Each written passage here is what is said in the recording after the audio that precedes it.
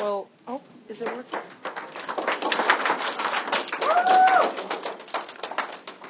I don't have the mouse.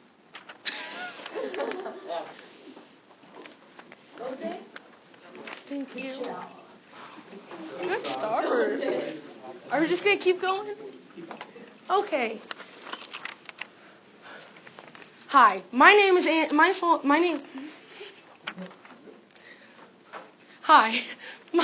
Andy Callis. My full name is Andonia. Andonia. It's not Andonesia, Andalela, Andonia, Antonia, or whatever other renditions you can come up with. Even though I understand my name is hard to pronounce and therefore hard to remember, it still really sucks when people can't remember something that's so important and vital to who I am as a person. This really got me thinking. What else do people forget? And more importantly, why do we forget these things? Oh, cool. Our brains do a lot of amazing things, like regulating your sleep and wakefulness. It controls bodily functions like breathing and blinking. It helps you learn new things every day. And most importantly, in this case, it stores memories. Your memories are mainly stored like in this area, which is the hippocampus. The hippocampus is part of a larger structure called the cerebral cortex. The cerebral cortex controls higher brain functions like thinking, decision-making, and even the use of language.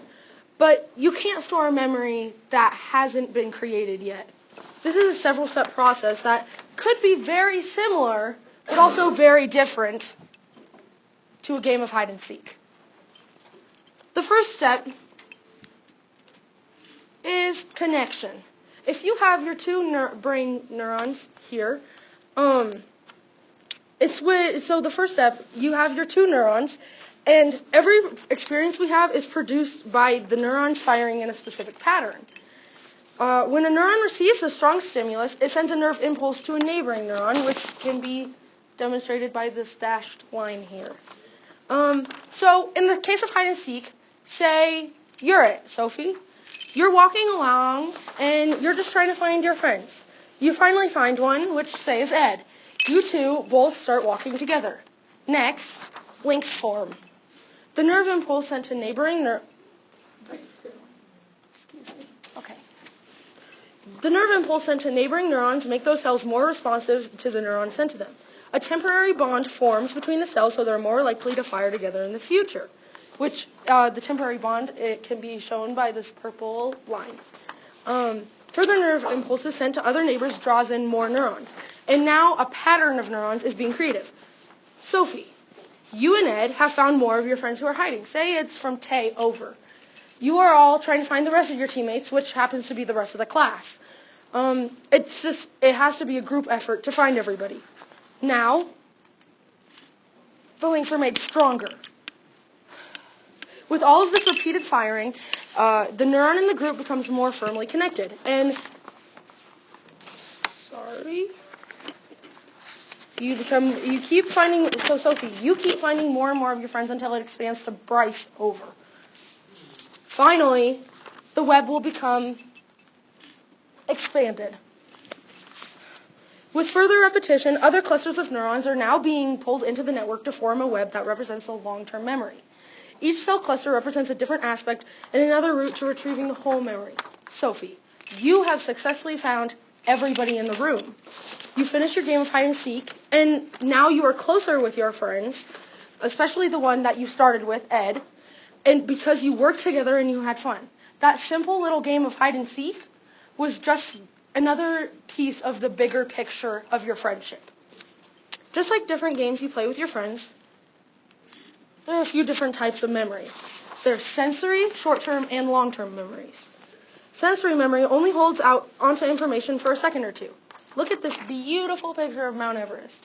It's so cool.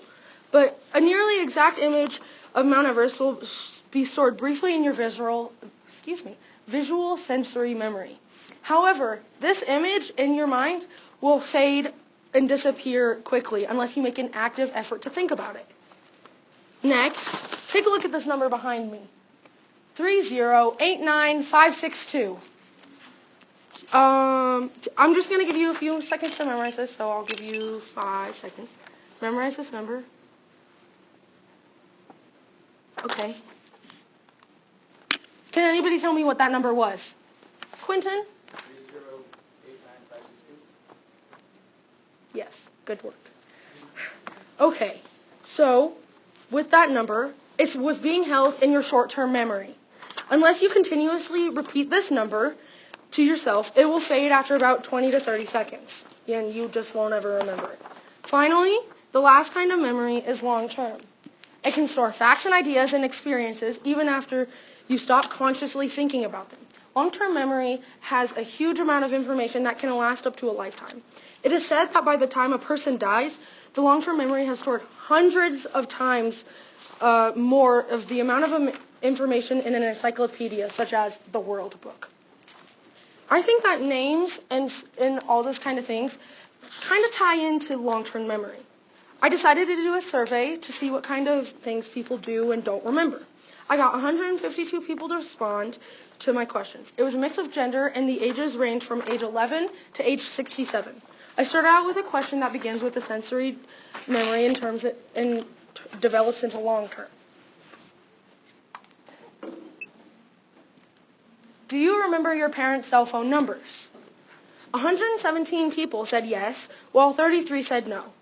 Next, I decided to ask something a little bit more extreme, such as,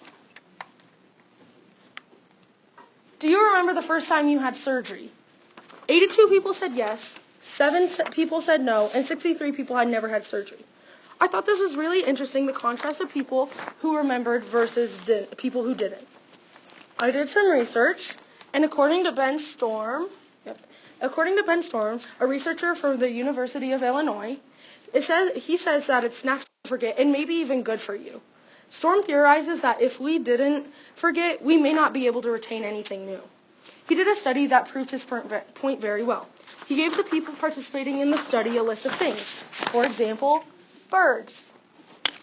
And he told them to remember half of the birds on the list. By doing this, Storm said, that it's going to make you forget the other half of the birds in the list. So in this case, forgetting the other half of the words on the list is a good thing.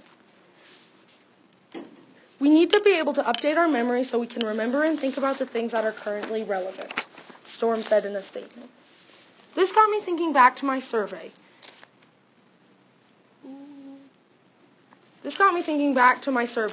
Your parents' cell phone numbers aren't really a big deal. While something like surgery has such an importance in your life and is very impactful. Your brain will most likely forget the less important things in life in order to clear new space for memories. The purpose of memory is not to record everything, and we should keep that in mind. It's perfectly normal to remember things that are only important to our survival due to evolution, and that it is okay to forget how you know a familiar face, or in this case, for you to remember what my name is. Thank you.